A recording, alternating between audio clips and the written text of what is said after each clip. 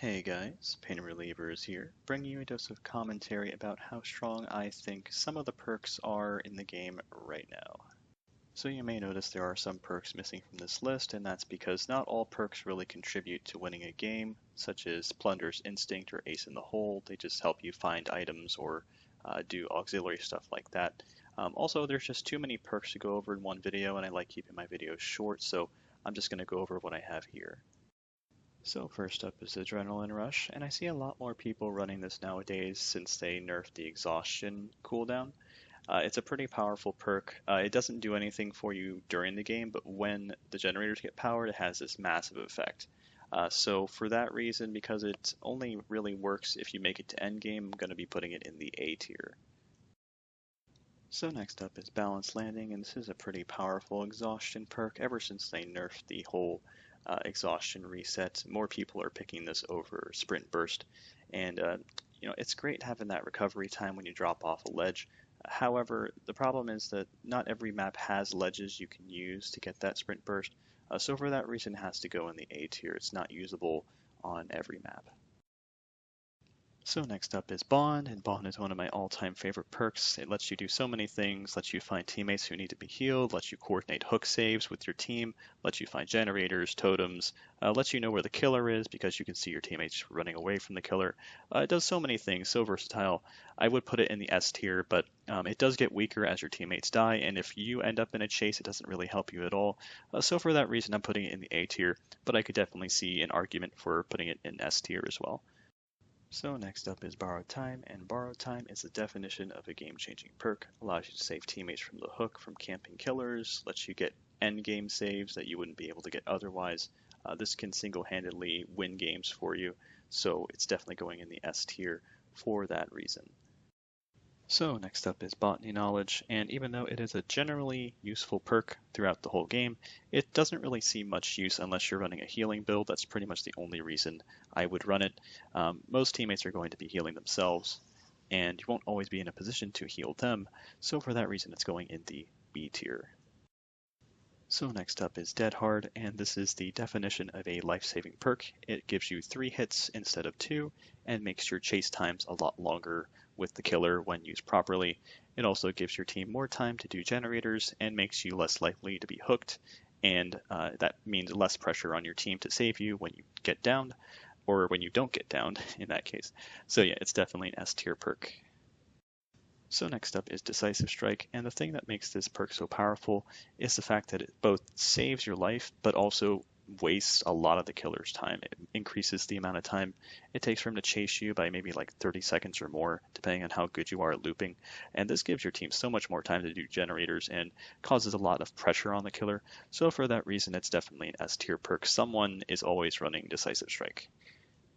So next up is Deliverance, and this is definitely a powerful perk, life-saving perk in fact. However, there are some conditions to it. Firstly, if you get hooked yourself before you can unhook a friendly survivor, then this perk is useless because you can't unhook yourself after the second hook. Also, you have to save another survivor first, and has to be a safe unhook. So yeah, there are some conditions to it, but it's definitely a powerful perk, so I'm going to be putting it in the A tier.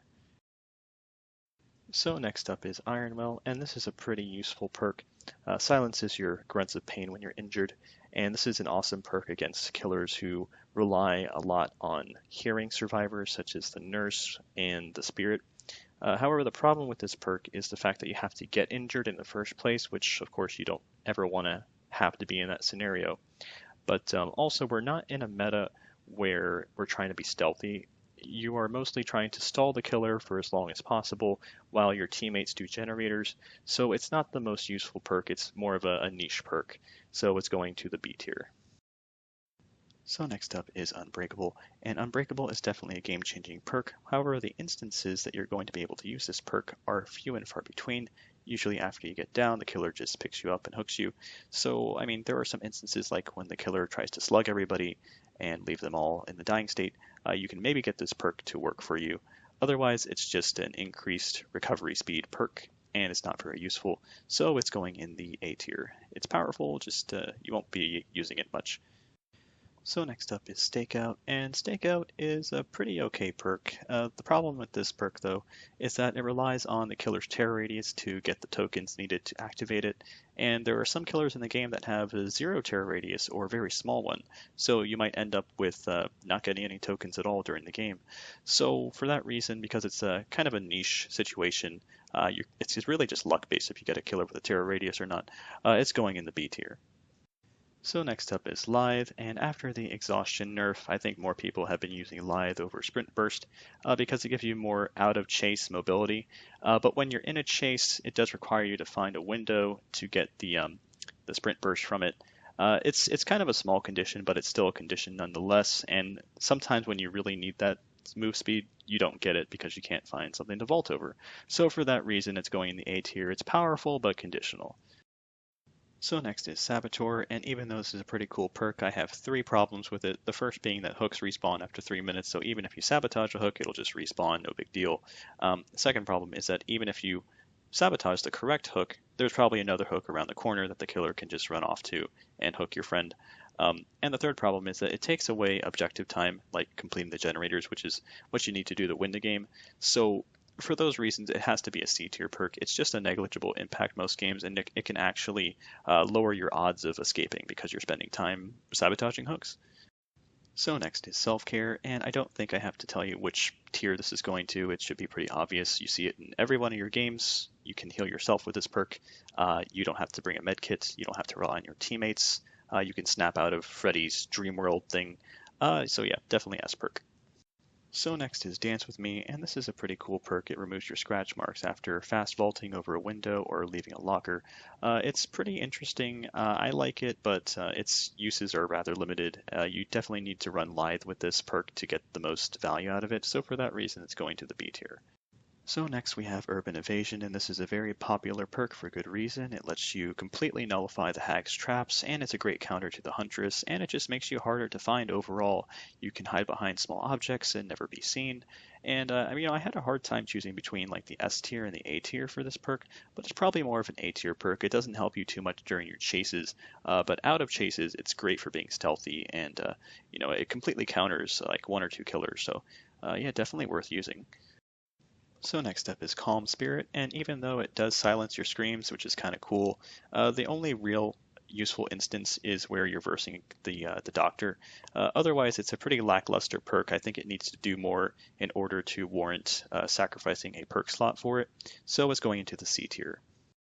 So next up is Quick and Quiet, and this is a pretty cool perk. It completely silences your fast vaults and leaving lockers in a quick fashion. I think it works really well with the Dance With Me perk. So if you combine the two, they can be very powerful. Otherwise, it's kind of niche, and I probably wouldn't use it myself, but it does have its uses, so it's a B tier perk. So next up is Alert, and Alert reveals the aura of the killer when they break a pallet or generator. This can give you an edge in a chase, however there are some killers that completely ignore the pallets, like Nurse, Spirit, Huntress, Doctor. And even Hag, like some of them they don't even bother with the pallets. They have other ways to get to you. And some of them will just run around the pallet and rely on Bloodlust to hit you instead. So not always useful, so it's going in the B tier. So next up is Leader, and Leader is a powerful perk because it allows you to complete your main objective, which is repairing generators, a lot faster. If you're around your team the whole game, you can complete generators 9, 18, 27% faster than normal. This should not be underestimated. If it has such a direct impact on the game, it's definitely going to be a high tier perk, so I'll be putting it in the A category.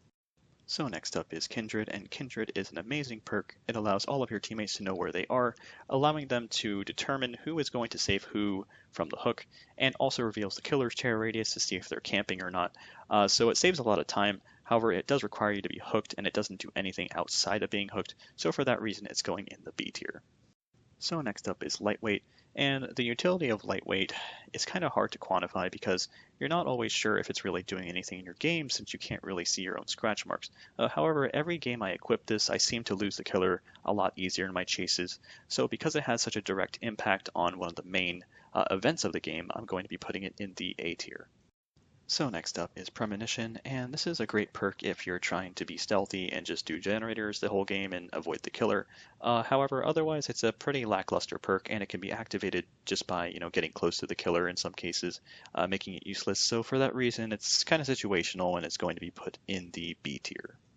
So next up is Spine Chill, and it's a great perk for trying to be stealthy, just like Premonition. However, there are a lot of cases where this pretty much useless, like if you're getting chased by the killer, and obviously he's looking at you, then it's a useless perk. So it's great if you're being stealthy, otherwise it's kind of mediocre, so it's going in the B tier. So next up is We'll Make It, and this is a great perk. It can definitely save lives. It does require the person who was unhooked to stay in one place, and if they're in the basement, it is pretty risky to heal them there. Sometimes also they run off to some other place and you don't end up healing them, they heal themselves. So, I mean, pluses and minuses, but it gives you healing speed when you need it most in the game, so I think that probably warrants it to be an A tier perk. So next up is Vigil, and ever since the exhaustion nerf where you can't recover exhaustion while running, it's a pretty useless perk. I would not ever equip this perk in my life. It's going to the C tier, it's negligible impact to most games. So next up is Slippery Meat, and the use cases for this perk are just so narrow, I would never equip it. And the chance to unhook yourself is not that great, even with additional chances. I would just run Deliverance in that case.